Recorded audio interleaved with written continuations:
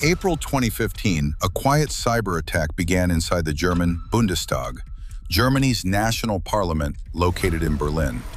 At first, nothing looked unusual. Staff members were going through their normal routine, checking emails, responding to messages, and reviewing official documents. But hidden inside one seemingly harmless email was the beginning of one of the most serious cyber espionage operations Germany had ever experienced. The email appeared to come from the United Nations. It looked professional, formal, and completely legitimate. It even contained what looked like an official document link. For a busy staff member inside Parliament, it seemed like just another routine message that required attention. But the moment someone clicked the link, everything changed. That single click silently installed malicious software onto the computer.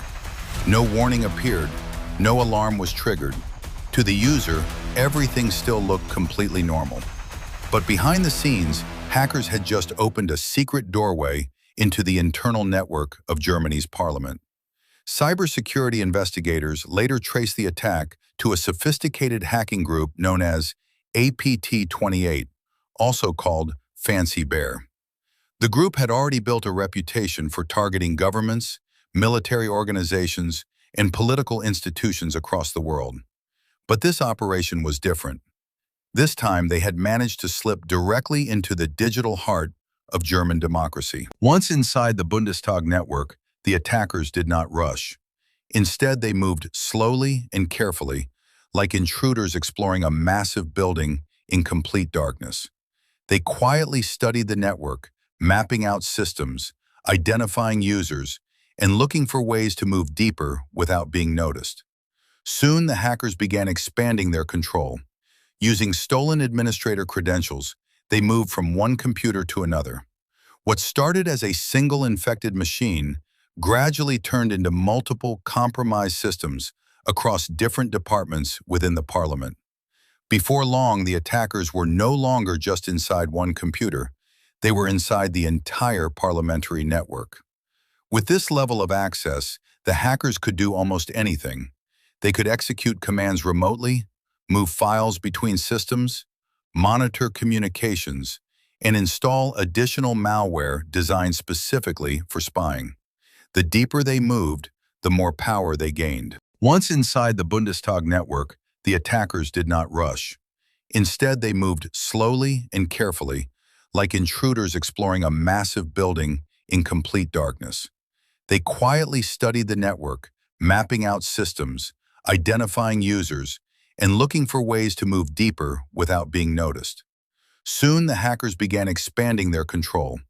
Using stolen administrator credentials, they moved from one computer to another.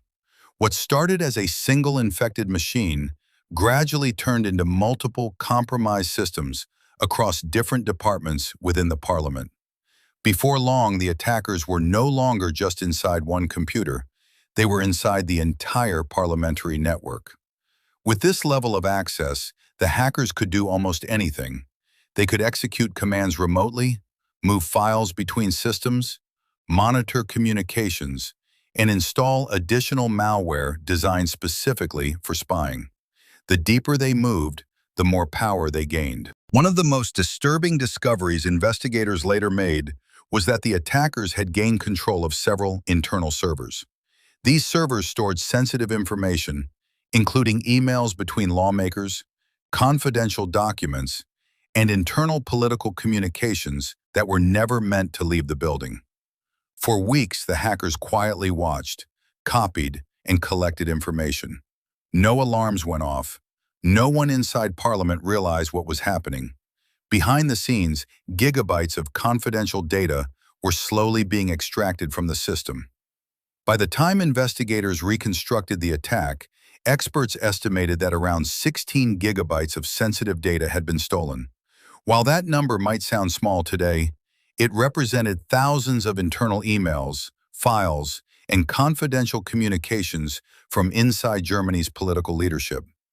Some reports suggested that communications connected to former German Chancellor Angela Merkel may also have been accessed during the breach. If true, it meant that attackers had potentially read private political discussions at the highest level of government. Eventually, something unusual began happening inside the Bundestag's IT system. Network administrators started noticing strange activity, unexpected commands being executed, and suspicious data transfers moving through internal servers.